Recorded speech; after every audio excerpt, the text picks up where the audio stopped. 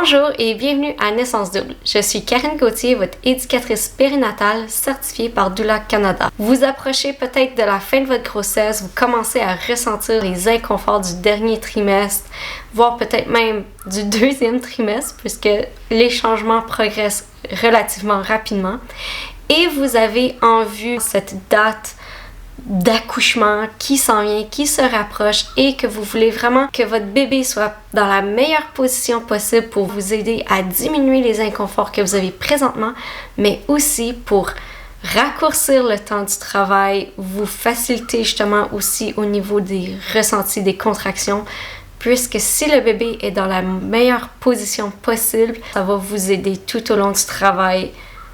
Croyez-moi. Première des choses, donc vraiment il y a trois grandes choses qu'il faut garder en tête. Et la première, c'est d'être dans une position, en anglais on dit upright, donc vraiment debout, droit, vraiment aller dans le sens de la gravité. Ce que ça va faire, c'est que ça garde votre pelvis un peu plus enlignée et ça évite les déboîtements.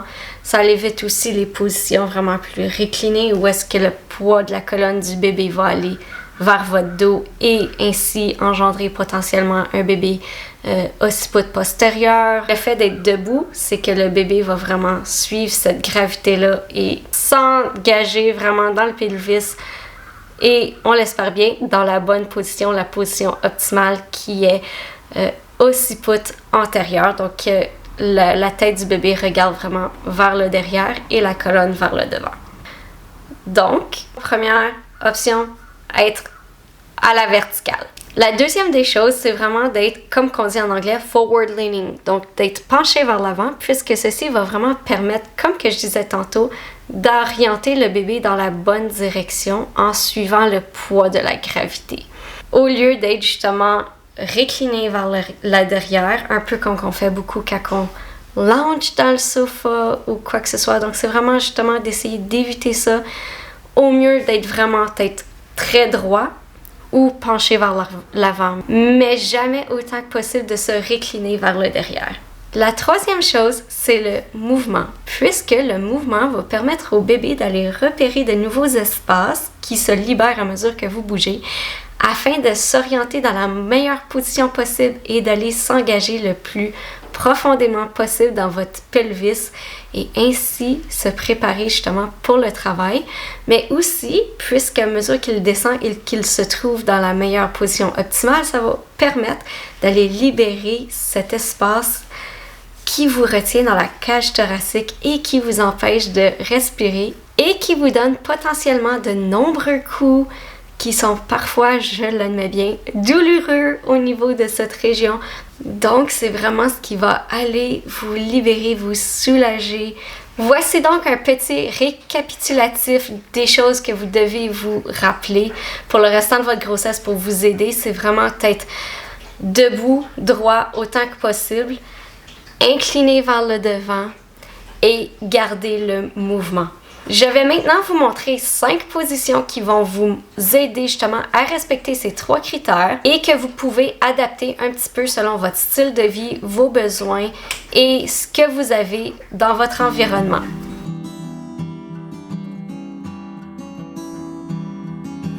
La première des choses, c'est le deep squat. Lorsque vous faites votre deep squat, justement, c'est de faire un squat. Donc, c'est vraiment d'aller mettre le poids de notre corps le plus bas possible au ras du sol en ayant les jambes repliées sur nous-mêmes, un peu comme ceci. Et si jamais vous avez besoin d'un peu de soutien puisque vous avez un peu une perte d'équilibre ou vous avez besoin de plus de support au niveau de votre plancher pelvien, vous pouvez toujours mettre en dessous de vos fesses soit un bloc de yoga, des coussins ou quoi que ce soit que vous pouvez repérer autour de vous qui pourrait venir supporter le bas de votre corps. Mais vraiment, cette position-là va permettre d'avoir la gravité nécessaire pour engager le bébé le plus profondément possible tout en ayant l'élargissement du pelvis de la bonne manière pour qu'il aille s'engager. Lorsque vous êtes dans un deep squat, vous pouvez vous incliner par l'avant si vous voulez en vous accotant sur quelque chose, que ce soit un sofa ou moi ce que j'aimais faire c'était de prendre cette position-là quand je donnais le bain à ma fille. ce qui permettait justement en même temps d'aller m'appuyer sur le rebord du bain. Vous pouvez vous appuyer sur un meuble, sur peu importe ce que vous avez de la bonne hauteur qui se situe en avant de vous. Et ça va aller avoir la gravité et en même temps le leaning forward.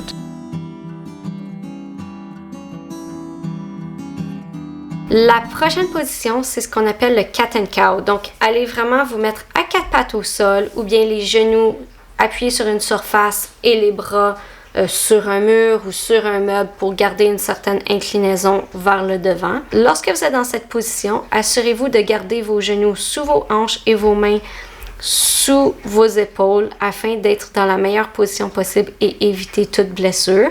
Et ce qu'on va faire, c'est qu'on va aller faire une inclinaison du dos vers le bas pour faire la vache. Et ensuite, nous allons remonter notre dos et le courber un peu comme le ferait un chat apeuré. Ce que ça va permettre de faire, c'est que ça va, créer du mouvement.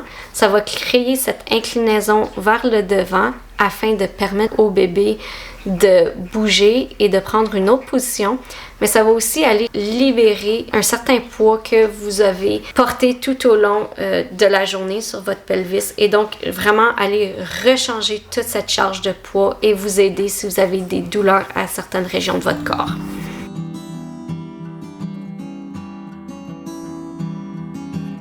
Pour cette troisième position, mettez-vous debout avec les jambes plus ou moins écartées, dépendant des besoins que vous avez pour votre pelvis.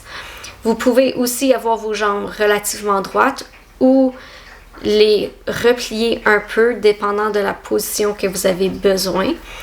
Et vous allez justement, avec votre haut du corps, vous appuyer soit sur un mur, sur un comptoir, sur le dossier d'une chaise ou sur un meuble qui est relativement à une bonne hauteur.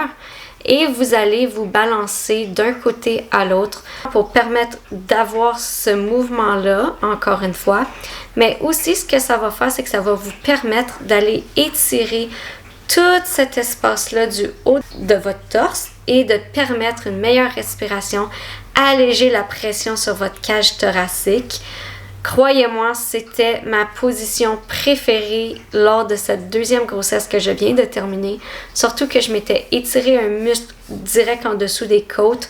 Donc, ça permettait vraiment d'aller alléger beaucoup de la douleur que j'avais. Donc, c'est vraiment la position numéro 1 que je vous recommande. J'ai même fait pratiquement l'entièrement du travail de mon accouchement dans cette position.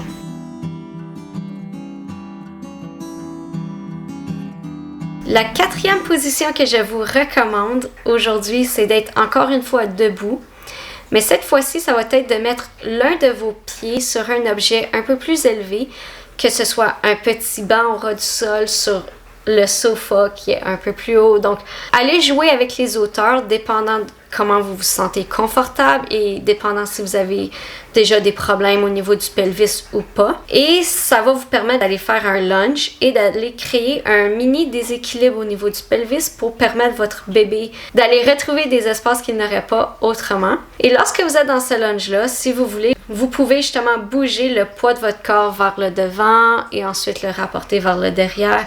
Donc justement, aller retrouver un lunge plus profond, moins profond, d'aller jouer comme ça et ensuite d'alterner vos jambes à chaque quelques minutes afin de permettre justement ce mouvement-là et d'aller vraiment travailler les différents côtés du corps.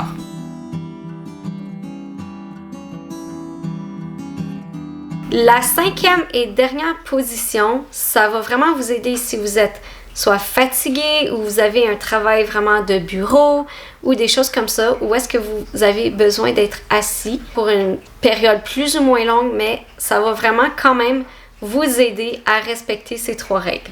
Pour ce faire, vous allez prendre un ballon de yoga, donc un ballon d'exercice que vous pouvez vous asseoir dessus. Vous allez écarter légèrement vos jambes pour être confortable et vous assurer une certaine stabilité. Lorsque vous êtes assis sur votre ballon de yoga, vous devez toutefois vous assurer que vos 2 pieds soient à plat par terre et que l'angle de vos jambes font un beau 90 degrés, ce qui va vous permettre d'avoir vraiment la position optimale pour votre bébé, puisque si le ballon est trop bas, vous arquez votre dos et ça va permettre justement au bébé d'aller placer son dos vers votre dos. Et puis ça peut aussi engendrer plus de douleur au dos et ainsi de suite. Si le ballon est trop haut, eh bien vous avez plus de chances de tomber puisque le poids de votre corps est vraiment débalancé vers le devant. Et ça va pas aider au ballon de votre corps, ça va vous créer un peu plus de douleur aussi de ce côté-là. Ainsi, une fois que vous êtes sur votre ballon de yoga, c'est le meilleur moment d'aller travailler le mouvement. Vous pouvez effectuer la forme 8 de chaque côté, vous pouvez le faire d'en avant en arrière, vous pouvez aussi vous balancer d'un côté ou de l'autre. J'espère que ces 5 positions vont vous avoir aidé dans votre parcours vers le travail, mais aussi à diminuer les inconforts liés à la grossesse. Si vous le désirez, inscrivez en commentaire quelle est votre position préférée parmi ces 5 pendant votre grossesse ou pendant votre travail, mais aussi si jamais il y en a d'autres auxquelles vous pensez et que vous voulez ardemment recommander. Sur ce, je vous souhaite une excellente journée et on se revoit dans une prochaine vidéo. Salut!